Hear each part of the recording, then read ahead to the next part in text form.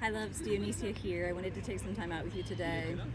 I've been thinking a lot lately about the word embodiment and thinking that, it's kind of a new word on the scene, so it might not be really clear what that is actually. I first encountered the word years ago when I first started going to Glastonbury Goddess Conference, because they use embodiment as a priestess art. It's a training that they do. It's a practice that they do. And what it means is to bring through an energy and almost like channeling, like allow that energy to come through you. So that's an embodiment practice, a priestess practice. But in the way that we're using it these days in the coaching industry, and so I've been coaching women in a variety of ways for about 20 years. It started out teaching dance classes, but then teaching things about femininity through the dance class, and that has evolved over time in a lot of different arenas, from workshops to giving speeches at conferences to performances to online workshops and coaching, as well as obviously the retreats that I lead.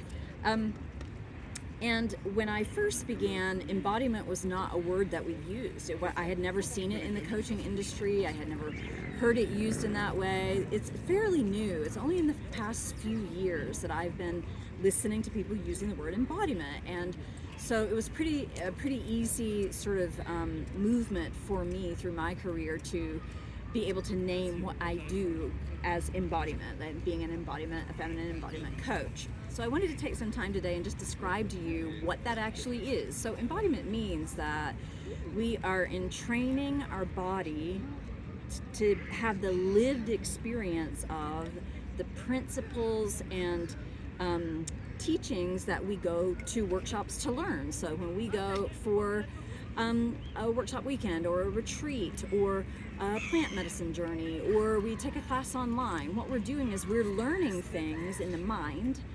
But embodiment means that we then learn how to bring those principles and those skills and mindsets into the body as a lived experience. So that can include things like sexuality practices, for sure, like how we use our senses and how we navigate the world through our senses. Sexuality practices also, absolutely, but all kinds of other things. A lot of embodiment right now, we're talking about the nervous system a lot. Gay Hendricks coined the term upper limit problem years ago, and is very well known for being a pioneer around how we expand our nervous system and the capacity of our nervous system to hold more. So nervous system teachings are a big part of embodiment, and that's becoming more and more true, like how we expand our nervous system to be able to experience greater pleasure and have a greater capacity for the beautiful parts of life.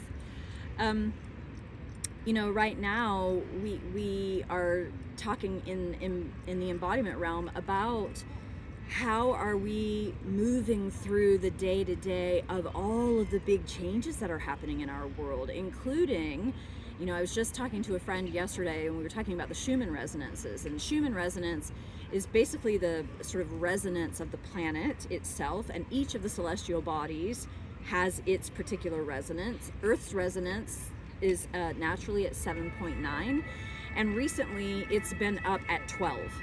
And we've had big spikes, like every time there's a solar flare or a new comet comes through, or right now 3I Atlas is really big on the scene, and it's just past our sun and is heading towards us. We'll be in our closest conjunction to it. I think it's November 19th, like in a couple of weeks. But every time something like that happens, it affects the Schumann resonance of the Earth. So we've had big spikes up to like 22 frequently lately. What does that mean? If the Schumann resonance is a little bit like the nervous system of the Earth and how the nervous system of the Earth functions. So whenever that spikes, it's like having an adrenaline spike or a cortisol spike, and everything gets sort of shaky, right?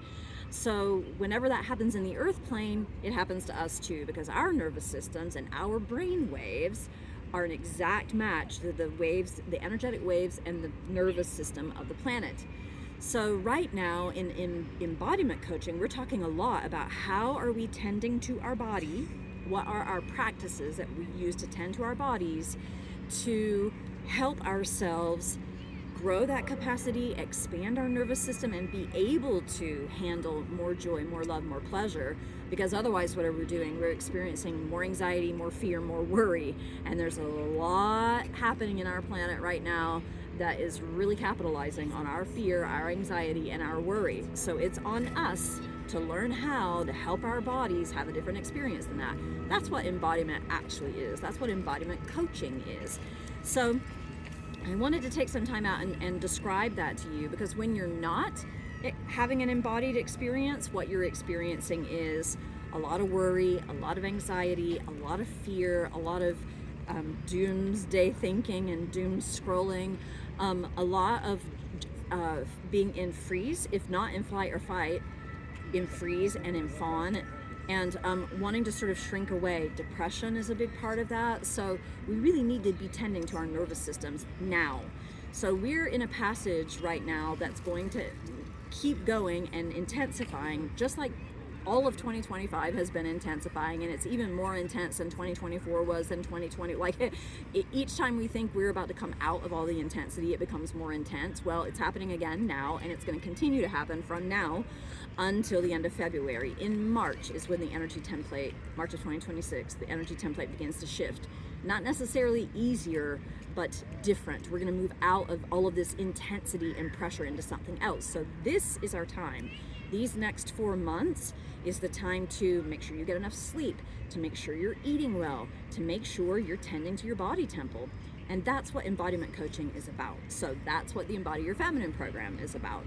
We are going to be tending to psyche. We're going to be tending to our nervous system. We're going to be embracing sexuality teachings and sensuality teachings. So all of the aspects of embodiment are built into this one program to walk you through these next 4 months, so that you have some sustenance, and you have sisterhood, and you have a place to go to that you can help yourself move through this time in a really good way, and not be stressed out and in burnout and letting your anxiety and fear and worry take over.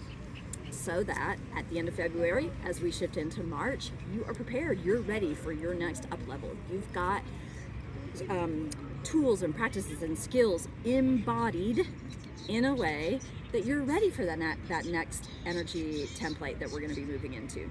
So I hope there's something here for you. I just wanted to take some time and clarify that, because I think a lot of people don't really know what that word means and what are we actually doing when we're talking about embodiment. That's what we're doing. Hope there's something here from you. I'd love to hear what you think about this and what you're experiencing around this. Leave me something in the comments below and let me know what you think. All right, beloveds, until next time, blessed be.